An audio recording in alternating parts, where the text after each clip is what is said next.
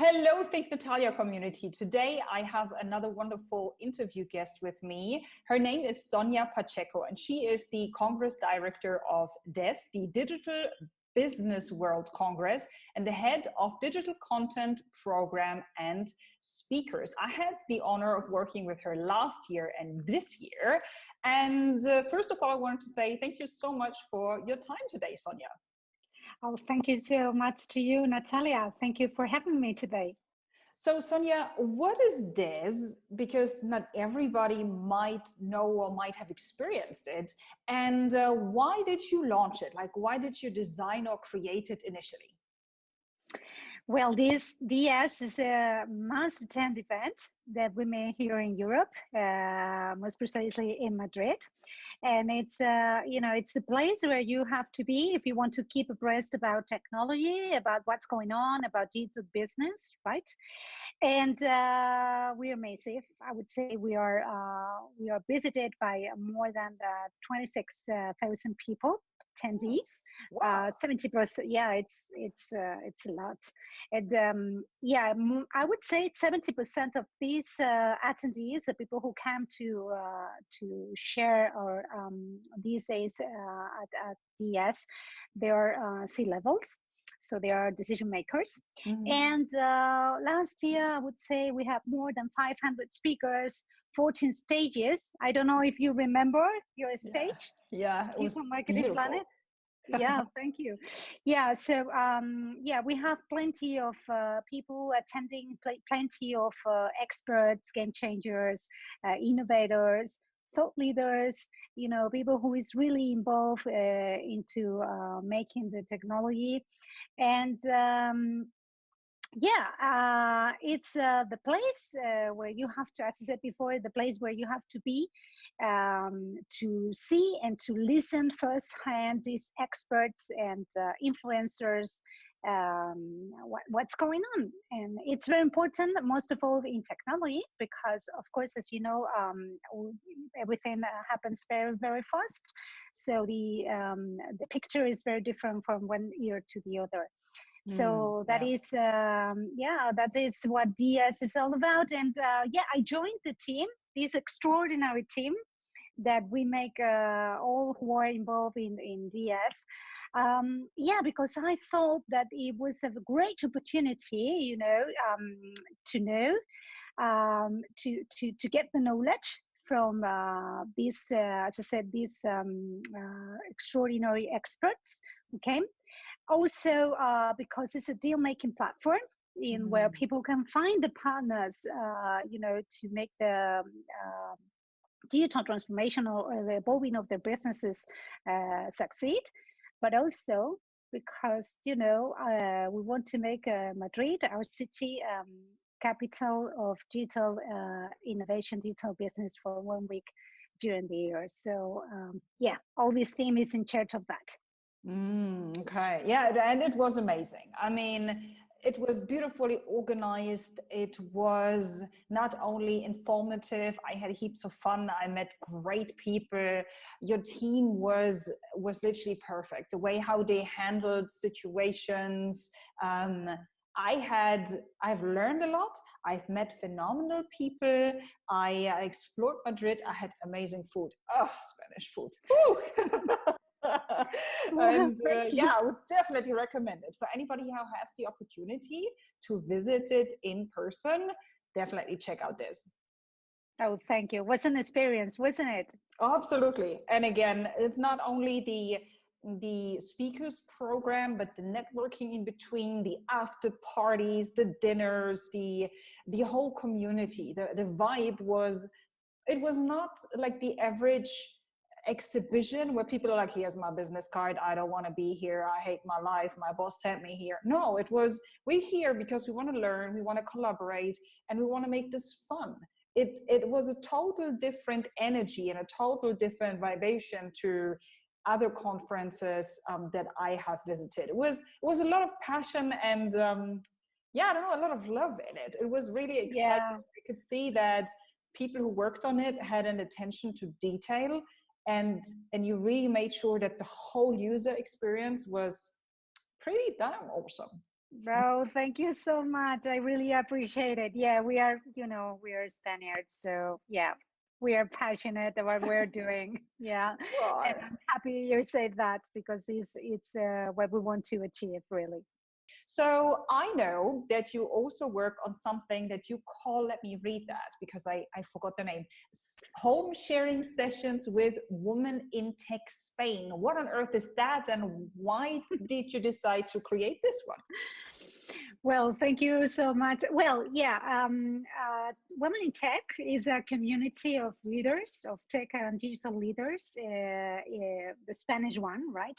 And we create a community where we can exchange knowledge and ideas and new projects, and also sometimes look for some advice, right, in a safe environment. So, women in tech and digital, we were still, not really underrepresented. So somehow having so extraordinary professionals within the community, we thought that a very good idea was to start to share that knowledge, not only within the community, but also, to spread the word outside the community, outside the walls. So that's where home sharing session came into place. So the idea was to, be a platform, and also where these top leaders, top of women can spread their knowledge, and also have this visibility that sometimes we missed as a woman in technology. So somehow the idea behind was, well, we have these absolutely fantastic people doing things, so let's put these people, these colleagues, in front of the camera to talk to other colleagues who are part of technology in different sides of it. Hmm. And let's share some knowledge together, and let's have a good time together, and let's tell the world that here we are. Awesome. So you bring these women together, but you also bring in external speakers from different industries to inspire, empower, to learn something new. Did I get that right? Yeah, well, we had founder.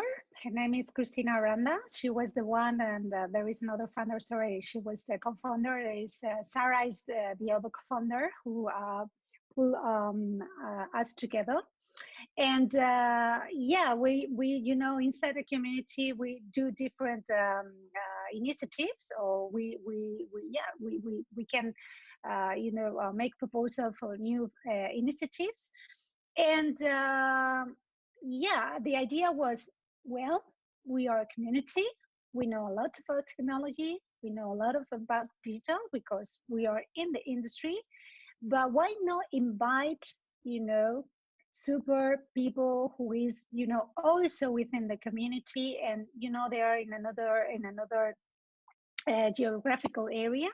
So why not also to make these connections with them, invite them, and and try to find out what their perspectives are about what is happening in a certain area of knowledge.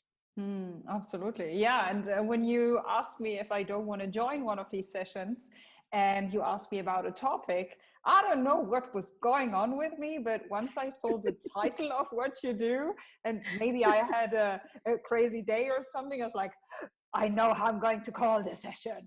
Let's call it Three Things That Women Can Learn, believe it or not, from Men. And I was like once I sent it, I typed it in and sent it to you. I was like, Natalia, what on earth did you just do? That was very emotional. But you liked it, and I think the session was so much Yeah, fun. I knew that invite to you, it was going to be a kind of success, and it was going to be, a plus of energy in our lives, because in this moment we are living, right? Not only because of your energy, but also the passion and the things that you say, that it's like you're shaking ourselves, like yeah, it's like you let ourselves come out. I mean, yeah, it's like you have this power. So it was very interesting seeing that I was not wrong. I mean, the people who was in your session was like wow, like unbelievably energized and super positive, and and really really empowered, and and you take out this essence of the people, right? Yeah, you have this absolutely extraordinary tools to make it work. So that's why I thought it was a very good idea to invite you, and and to use your experience and your work within the community. Oh, thank you And it so was much. a success, wasn't it? I mean, everybody was like, "Wow!" It was terrific Flattered time. and blushing. Yeah, it's true. But I appreciate that. It was it's so much true. fun. Like the women that the questions that were there and the discussions that we had. It was so interesting because it was a little bit like, hey, we're just in this group and we say everything how we feel it, and some things that we say might not be politically correct, but let's talk about it because I don't know how to address it. And how do you feel about this? And how could we do that? So I was I was really loving it because I saw so much potential and so many badass leaders who are not accepting the now and who are ready for like going out there and changing the world. I was like, yeah, more of that, please. Yeah, it was amazing. This explosion that you create this environment with this explosion of humanity, the people to allow the people to be themselves, Yeah. right? To bring the best of them. I Mm. mean, it's not wrong what you're saying. It's not wrong who you are. It's not wrong. You have to be yourself. Yeah. So yeah, as I said, it was a magical timing where all the essence of the who we are and where we want to be or who we want to be really, uh, you know, came into the surface, and the people was like really happy about that time, and you create this impact in where, well, wait a second, she was absolutely right. Why didn't this before? Why I shouldn't make this approach? Why I didn't dare myself to do it? Mm. I should do it. I mean, it's not. I cannot be questioning myself at all times. So you create this magic atmosphere in where your words were really impactful to everybody there, Oh, thanks including so much. myself. Thanks so much. I mean, hearing that for me really, really makes me happy because I went, as you know, through a massive low of questioning myself and questioning life and questioning everything I do. And once I ran or fell down that rabbit hole into Alice Wonderland and reinvented myself at a certain stage, I just realized that I need to share that with the world because I believe that everybody's great at something. And the more courageous we are and the more we give our best to be our true authentic self, although it's a journey, it takes time, um, Mm. we can achieve so much more as parents, as men and women, as friends, as a society, as companies. And that's why I guess when I speak, it just comes through. I don't know, Yeah, when you through speak, my body language or something. yeah, when you speak is your spark, the what's the yeah the animal, I would say, which is inside, that wants to get free from the walls, and and wants to ride free, and not questioning, as I said, who you are or why you not dare yourself to do something. But Mm, you really, you are like in the inspiration to say, hey, I can do it too. I mm, can do it too. I can be myself. I can put this energy to do this. Um, you know what? I'm not going to do that. I have to say, right? And you need these tools. So you need someone who can put you in the path and let you know that you can do you can dare yourself to do certain kind of things, right? And you mm. are that kind of person, right, Natalia? That's why I thought it was like a really, really good idea to have you in this session with women who normally we normally have only certain kind of role models inside our Mm. brains, right? And sometimes we don't allow ourselves to be who really we are, or to, or as you said, to liberate our potential. So it was, yeah, it was great. Once again, thank you so much. I would also be interested in your perspective on conferences versus online conferences, because you're organizing, physical events and conferences, but now you're also especially during the current situation or the global challenge that we're facing. This interview was recorded in, spring 2020, for everybody who's watching this like in 5 years or so. Do you believe that once the whole, let's say, scenario changes and we go back to normal, that conferences where people meet one-on-one will still be a must? Or do you think slowly but surely they will die out because now we realized online conferences and online summits and online get-togethers and online sessions are so awesome, they're so much cheaper, organization is less, forget that, like, the real conferences and summits when people meet one-on-one, are they going to die? Or what's your opinion on that? Or are they essential because they will not be able to replace that human-to-human connection? Well, it's a very good question.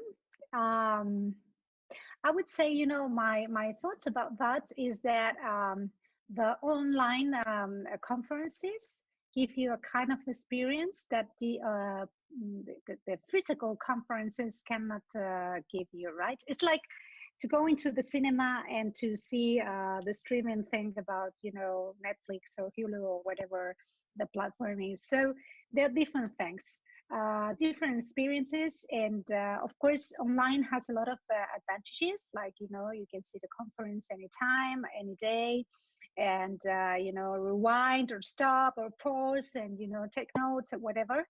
However, the experience of being together with this expert that has just come on purpose to, share its thought leadership, it's unique. You have the opportunity to interact with that person.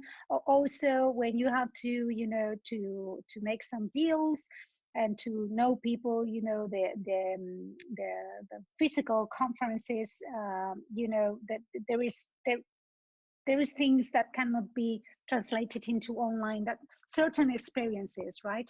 So I think both will live together. Yeah. And in with different somehow different purposes, I guess. Yeah, I agree with you. I also think that the physical or the real, or however conferences you want to call them, Offline, exactly, offline conferences, they will exist, they will keep on existing, because there are certain aspects that simply cannot be replaced. In the meantime, yes, the tools that we have right now are beautiful, and some of them might be even a great alternative or a great, different aspect or outlet, how we can train people, educate them, inspire, teach, consult, whatever. And I'm looking forward to the day in the very near future when we'll all be able to stand on stages again and shake hands and hug. Yeah, exactly. And you know what? Imagine what happened last year when you were on stage. Well, by the way, I don't know if you remember that, but it was packed. So you have people who came to see you on purpose just because it was you. They make room in their agendas. They came to you, and then they have this thing about interacting with you just right after your talk. Yeah. So that is something that online cannot provide, unfortunately, still. Yeah. And it's something, that still we are humans. We like to see each other. We like to, to come together. So although we have been affected because, of course, this horrible crisis that we are living, there are certain things that step by step will come, right? And the offline conferences have its place, and they will find how to do it in these times, but they will find a way to provide these experiences that online conferences cannot provide. Okay. And So what is one advice that you can share with people in the events industry who are mainly focusing on offline events and who are like, oh my God, we don't know what to do. And how can we find different ways how to bring our community together, or how do we stay positive? Or what is that one thought or this one advice, one idea that you can give those people, because you have the experience and you know how it feels because you are also somewhat impacted. So what would you tell them to calm them down, to inspire them, to give them hope? I would say that we have to keep working because there are so many things that are going to happen. There's going to be, this new normal in where we're going to live. There are many, many, many things to do, many, many, many opportunities. So you have to be working so that you can be prepared. So, there is many, many things to do. They only have to, put their brains to work and see which opportunities in which ways they can, bring the best of their experiences, I would say, to the world, no, despite these circumstances. So I think we should keep working. I mean, that's the way it is. Yeah, I'm fully with you. Cool. So what's the best way to connect with you? Is it LinkedIn, Instagram, Facebook, your webpage, your email address? Where do people find you? What's your preferred way of how people contact you? Well, my preferred way, it's LinkedIn. So in there, everybody can connect with me and, and start a conversation if they're interested in, be part of the ES or just to meet someone here in Madrid. Awesome. Love it. Any specific people that you really would love to connect with you? Women in tech, people in Madrid, as you say, potential sponsors, anybody that you're lacking in your network? I don't know, comedians, people who play the guitar, people from Sydney. Is there anything? Because I always believe that you can design your dream network on LinkedIn, but a lot of people don't allow themselves that. So I always give my clients the exercise: in a perfect world, if you could be connected with anybody, have a look at your social network and see with whom are you connected and who's still missing and what kind of people would you like to have there. So Sonia, in a perfect world, what kind of people would connect with you? Well, if you're driving a change, just connect with me. It's easy. Cool. It doesn't matter if you're a woman or man, or you live in Australia, or you're a professor, or you're, an innovator, a game changer. If you're driving a change, just get in contact with me. Perfect. Awesome. Well, once again, thank you so much for your time and for all of the kind, amazing words. I can't express. It's my pleasure. Seriously. It's my pleasure. See this woman. I mean, she is amazing. I mean, she can, she can do magical things with your state of mind, with your personal brand. You have to have Natalia with you. She's the best ally that you can have in these moments, by the way. I'm sending you a huge hug and a kiss. And once again, thank you for everything, for leading, for supporting others, for giving hope, for eliminating fears, especially around technology, and for teaching also the next generation of leaders that people can achieve whatever they want to achieve if they just put in the hard and smart work. So we keep in touch, and I look forward to working with you again in the near future, either online or offline. And until then, all the very best.